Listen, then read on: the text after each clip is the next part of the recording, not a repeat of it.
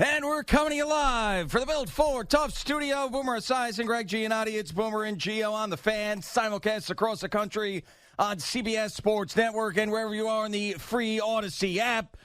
Good Friday morning, a feel-good summer Friday, an official feel-good summer Friday. The summer solstice today. It is officially summer. It feels like it. We're going to have a heat wave and a beautiful weekend. Unfortunately, we don't have two baseball teams to talk about that were winners yesterday and last night. We just have one as the Yankees score 7 runs. It was nice to see. They beat the Angels. They don't get swept by them at home. But the Mets, they get swept down in Atlanta. A story we know all too well over the years. And Braves manager Brian Snitker saying, we feel like our old selves again after the game made me ill because there's a portion of the fan base, and I'm not quite there yet, that's feeling like their old selves again as the Mets, of course, always going down to Atlanta and losing. And now you got a Phillies series that starts off with Zach Wheeler pitching for Philadelphia as we are now in a dead heat race in the NL East when we shouldn't be after losing 6 in a row. Good morning, Boomer. How are you? Yeah, good morning, Jim. Doing well. And by the way, I would just say that, if the Mets bring the best out in the Braves, the Phillies seem to bring the best out in the Mets. True. So we'll see what happens this weekend with this group. I am kind of happy I took the Yankees in the over yesterday. Well, what over did you take, though? 9.5. You took 9.5? Yeah. See, I saw 10.5. So No. I had 9.5. Good for you. Good for you. You got I had 9.5. and they obviously won 7-3. And good job. And it was a key that they got a couple runs late in this game. And quite frankly, I just felt sooner or later they were going to have to explode. And yesterday was that day. I wouldn't say they exploded, but I would just say that they compared to what they were doing, they exploded. Exactly right. So that's why I thought yesterday was the day to take them and take the over. So that's what I did. And I'm very happy about that, but I'm very annoyed about the Mets because it's injuries, it's lackadaisical baseball. Nobody's competing in the batter's box, and it really looks bad, especially when you play a team like the Atlanta Braves, who played like crap up until this particular series. And this is who they're measuring themselves against is the Mets. And when you come away from games like this and you see how they played and you feel dismayed. I mean, I really do. I mean, they've gotten swept twice now. Well, yeah, and also going into a Phillies series where they've got, with the injuries now to the rotation and having to call somebody up to face Zach Wheeler and then 6 in a row. Yeah, it is frustrating. And the injuries on top of it to the pitching staff. Now you got Max Kranick having to go on the DL, so now you have another hole in the bullpen. So, yeah, I mean, there's definitely... I thought we had too many pitchers. Yeah, well, that's, as you said, and hit it on the nail. These things tend to come in bunches and tend to figure themselves out. So, the guys that we're going to see come up here, one of which is going to be Frankie Montas at some point, who's got like 106 ERA in 6 rehab starts. So, I mean, there is a little bit of reason for concern, but I learned a lot last year about the Mets, and especially this group, because the core is the same, the manager is the same, is that you can't count them out and you can't freak out too much because they were capable of things last year. They still think they're capable of this year. But it's just the Braves and down in Atlanta. And I just don't want this to be a reference point for both franchises in 2025 where we say, it all turned in that series in Atlanta. Yeah, they got swept by the Rays, but then they had the Braves and the Phillies back-to-back. They got swept by the Braves. Then all of a sudden that losing streak happened. And then I don't want to hear when the Atlanta Braves somehow miraculously get a wild card spot or come back and win the division again. They say, really where things turned was that June series at home when we swept the Mets and everything after that really fell into place. That's the thing I don't want to think about. I'm not ready at this point to declare this the disaster that it could turn out to be, but I need to see them play well against Philadelphia this weekend to restore some faith, and I need to see some of these guys that we're counting on to step up in replacement of pitchers that are now on the IL to perform. Those are the biggest things. You're going to have 3 against Philly, then you're going to have 4 at home against Atlanta, so you can get right again at home where you've played relatively well until Tampa Bay came in, and try to take some of those losses back from Atlanta next week. And then, of course, you got Pittsburgh and then Milwaukee after that. So Look, they are right now in the throes of the middle of the baseball season. We're past 1/3 of the season. They have played relatively well. They've played 75 games. They're 15 games over 500. So, but the problem is, their 30 losses, 6 have come, right in the last week. Well, yeah, and they have basically forgot how to hit. I mean, Francisco Lindor looks lost. Pete Alonso looks lost. Juan Soto looks lost both on the base paths and in the batter's box. These are the guys supposed to be carrying the team, and they're all going through it at the same time. I could say the same thing about the Yankees too. Well, they're all going through it at the same time. Everybody is like down. Like everybody is off. Guys are just missing, or they're hitting comebackers or dribbling balls to third base when the bases are loaded and they're getting a double play. That kind of crap has been going on now for the last week. Yeah, and it feels less of an issue with the Yankees having finally scored some runs and winning a game. But, the Angels are not a good baseball team, and they went through a stretch where their offense was absolutely horrendous. So yeah, but, this is now, but the problem is you got Blake Tidwell, who is a young guy with some promise that came up and got smacked around when he was called upon earlier on in the season. Then you got Griffin Canning, who's had a couple of starts where he is pitching lab. Right, is turning back. Come on, where's the pitching lab? Let's go. And then you got, of course, in the third game, you got David Peterson, who's been the most consistent now outside of Senga, who is now hurt. So it's just when you're on a 6-game losing streak and you're going in to face the other best team in the division on the road, you don't want to be chucking Blake Tidwell and a kind of broken Griffin Canning at him in games 1 and 2. Well, when they've got Zach Wheeler I'll going. tell you one thing. I'd rather be going through this now than August and September. That's the only thing that's part of the silver lining here is that get it out of the way now and do it exactly what they did last year. They took off in the second half. Do you remember the watershed moment where they got it going last year? Well, there were so many of the goofy ones. Yes. There was the Grimace date, which we just passed, by the way, where they haven't won a game since the Grimace anniversary, by the way. So there was the Grimace date. It really, you had the Gamettes. That's June was a big month for. Well, it's a big month right now. Yeah, but for the turnaround, I'm saying in 2024. Oh, okay. June was a big month for the turnaround in 2024. The watershed moment, it's really hard to say. Oh, my God. Well, yeah, Iglesias got here, sure. There was a ton of them. There was a million of them.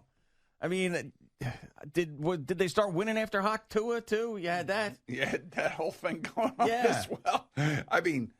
So you're saying you don't want it to be a watershed moment for the Braves this series, right? You don't want it to be a watershed moment for the Braves. Yeah, and I like to use this series. I like to use it as I like to say reference point because when people go back and you could see the Braves spraying the champagne, they get into the playoffs and go, man, we were really struggling. We thought we were going to have to trade some guys at the deadline, but the Mets came into town in June and we swept them, and that was really the thing that made us get our confidence and to turn this thing around. And here we go, woo!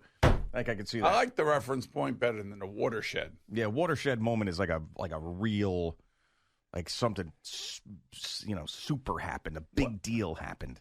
And this is just say if Juan Soto hit a walk-off grand slam against the Phillies tonight. Yeah, or the Yankees. Could that be a watershed moment? Yeah, or the Yankees in a Subway Series game that's coming up on July 4th weekend. That would be, you know what? There it is. I got you. Friday, July 4th, Juan Soto walk-off grand slam at home against the Yankees.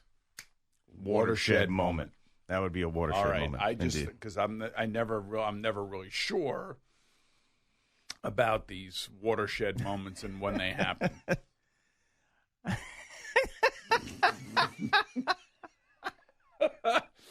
Yeah, that was wild, man. And her 15 minutes went away. That she was really actually building a bit of a social media career out of that moment and had a podcast that was successful. But then they rug pulled a crypto coin. And then that was it. She was done. Yeah, well, she had her 15 minutes of fame. Yeah, but she could have had more, actually. She was on pace to have more, but they did the old rug pull on a meme coin, Whatever which is a happened to very the, 2025 phrase. Whatever happened to the good-looking woman that was on the airplane that went nuts? Oh, Tiffany Gomez. She's still out there. Oh, she is still out there. She's like kind of associated with, I follow her on X. Big fan of hers. She's awesome. And she has some, like, she's associated a little bit with Barstool, with some of the Barstool guys, but she's got some website that isn't OnlyFans, but some like subscription thing where she like tries to bait you to go and pay for her thoughts on stuff. But her thoughts on stuff? Who the hell? I don't know. I mean, you want her thoughts on stuff? You're not thinking about her thoughts on stuff. I don't know. Maybe she delivers her thoughts in negligee or something. I don't know. But yeah, I'm not sure. But yeah, it's some sort of website or something that I don't know. We should probably have her on. We should get her on, talk to her about it. She's our type of gal. She is? Yeah, she did lose her mind on that plane, but she seems like she's fun, that Tiffany Gomez. She lost her mind on the plane. Yeah, I remember that, and I was just trying to think whatever happened to her. Oh, no, she's out there. It's called passes. That's what passes is the thing that she does. So, but she's up there. She's got maybe bring her in and throw out the first pitch at Citi Field. Yeah. I mean, it seems like they need a little something. Like you saw the Yankees yesterday had their lineup card lined up crooked on the wall. Yeah, did a little something different there. Yeah, I mean, that's just baseball kind of superstition. Do they still do the Slump Busters? I would think some of these guys do. They have to. And you know what I'm talking about with that? You don't know. The Slump Buster? Like go out and get hammered one night? No. What? Yeah, there you go. Eddie knows. Okay. Like one of the single guys beds someone who is extremely unattractive. Mark Grace told us about this, not me. I didn't make this up. Mark Grace many years ago said you get the Slump Buster. Mark Grace doesn't seem like the guy that would be talking about that to us. He did, right, Al? You were nodding, right? I believe he's pretty religious, isn't he? No, I don't believe so. No? I thought he was. He told that story for many years on Jim Rome's show. Yeah. Oh, he did. Slump Buster. Oh, there you go. Yeah. Yeah, look. Who would have to take it on the chin? Would it have to be a rookie or? All right, here we go. I can't. Can I read this? Come on, screw it. I think the Mets need a Slump Buster. Who would you pick? Oh, hold on. Wait. No, I don't want to. All right, a Slump Buster is when you have to take one for the team. It's finding the biggest, nastiest, fattest broad. Oh. You put the wood to it. Just break out of your slump. He said it's also known as jumping on a grenade for the team. This is his quote. Okay, all right, I'm not saying it. All right. So somebody on the team is going to jump on a grenade. Yeah. All right, so it's one of the single guys, obviously. We don't want to ruin No, anybody. I know that, but I'm just trying one to of the young single guys is going to have to take one for the team. All right, who are the single Mets? I mean, Vientos is hurt. Beatty's hurt. I mean, they're all hurt right now. Yeah. I know Alonso's married. Lindor's married. McNeil's married. Soto's married. Luis Angel Acuna. Maybe we send him out there. Yeah, there you go. Young guy. I don't know. I don't think he's married. I don't think Grok's going to tell you the single Met players. I don't know. Maybe, I don't know. We'll see. Who's not married? Based on the information, it's not possible to definitively state which current New York Met players are single in 2025. Paul Blackburn? It says there are no indication. These are the guys, there's no indication that they're married. Okay, so these are no indications. But these are all pitchers. Every one of those is a pitcher. So I'm not so sure. It's got to be someone it's got to be an everyday player. Okay.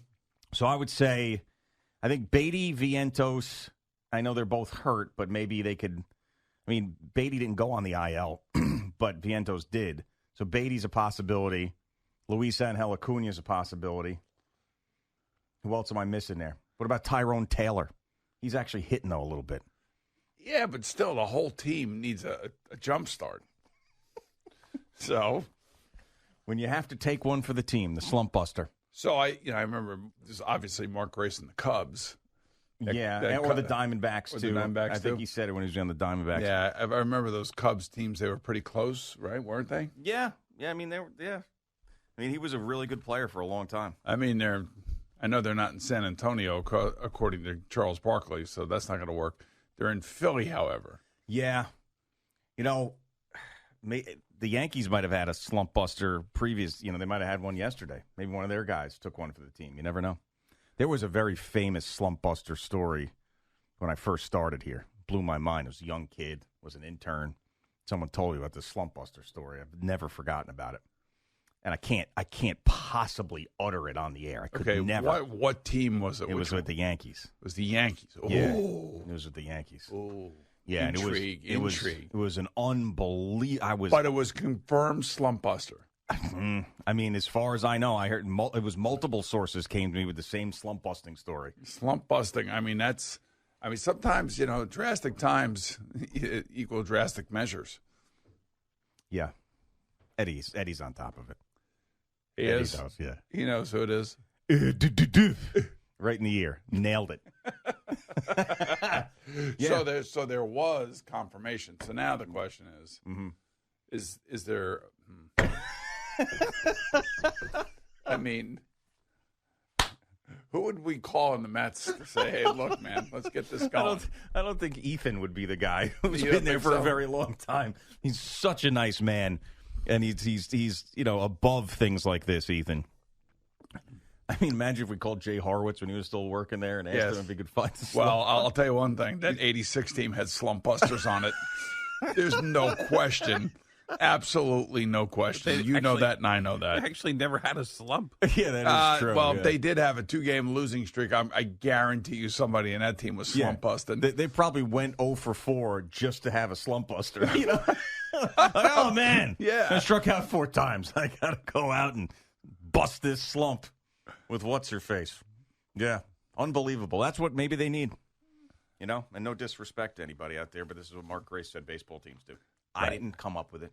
I didn't come up with it. I had never heard of it before. Yeah, that's why when I looked at you, I said, I wonder if they still do slump bust. And you looked at me, you're like, huh? What? Yeah.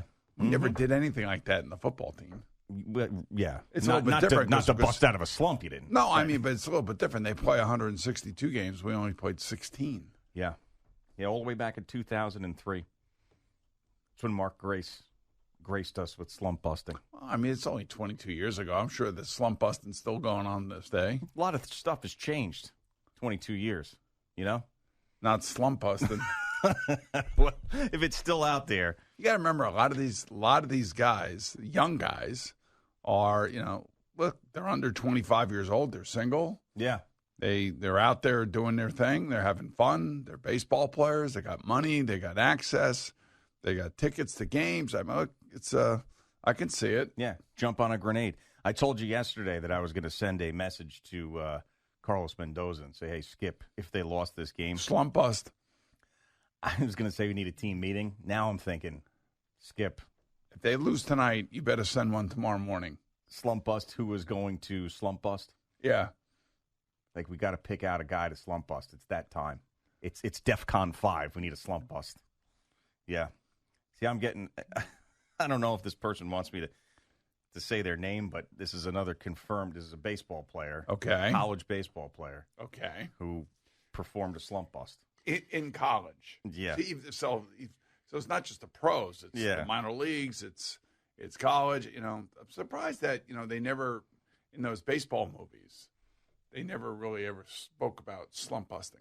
Yeah, well, like it wouldn't have been like in a Field of Dreams, more like a Bull Durham. Yeah, like a Bull Durham. That would have been a Major League. Yeah. Major League, they should have done a slump bust. 100%. Missed opportunity, really. I wonder if, I'm assuming that they knew about it. Yeah, I mean. They probably just didn't want to do it because they didn't think it was appropriate. Well, I mean, there was a lot of stuff that wasn't appropriate in those. I understand. I don't know. Maybe somebody they put the nipple tassels on the owner, that whole thing. Yeah. That deal. Oh, yeah.